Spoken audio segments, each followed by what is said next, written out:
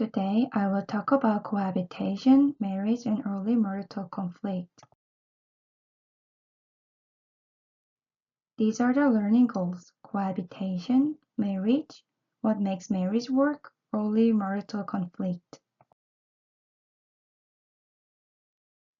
What is the word cohabitation?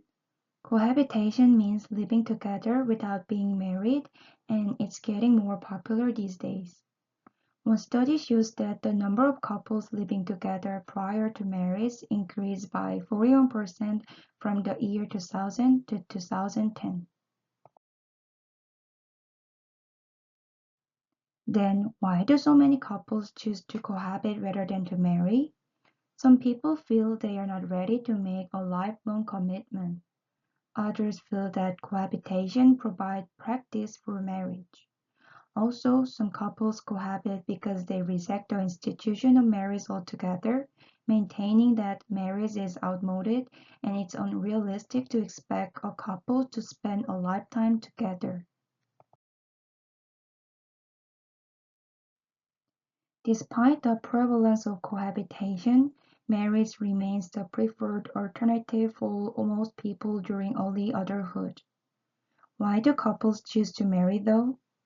First of all, people see marriage as the appropriate culmination of a loving relationship, while others feel it is the right thing to do after reaching a particular age.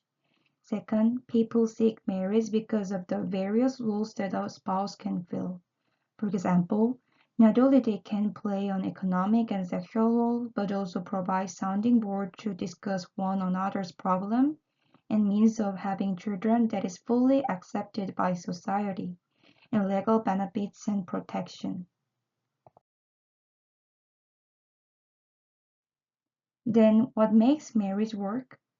Partners in successful marriages display several characteristics. They visibly show affection to one another, and they communicate relatively little negativity.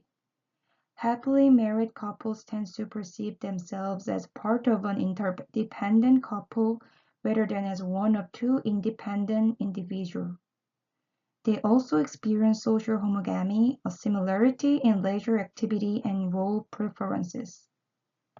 However, our awareness of the characteristics displayed by husbands and wives in successful marriages has not helped prevent what can only be called an epidemic of divorce. These are the TED Talks named How Understanding Divorce Can Help Your Marriage. It talks about what makes marriage work again before deciding divorce and what do couples need to talk for their happy marriage. You can click the link if you are interested in it. Divorce is a problem that has its roots in early adulthood and the early years of marriage. In fact, most divorces occur during the first 10 years of marriage. Nearly half of newly married couples experience a significant degree of conflict. This graph shows that perceptions of marital quality over the first 10 years of marriage on the part of both wives and husbands. It shows a decline in the early years followed by stabilization and then additional decline.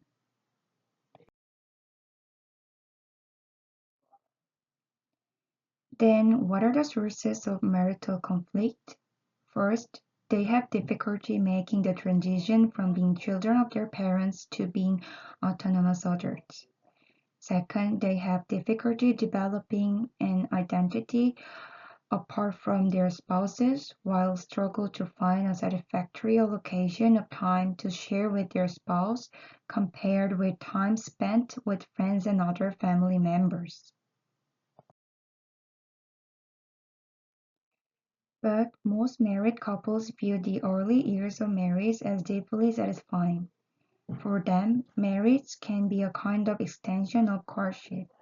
As they negotiate changes in their relationship and learn more about each other, many couples find themselves more deeply in love than before marriage. And for many couples, the newlywed period will be one of the happiest of their entire married lives.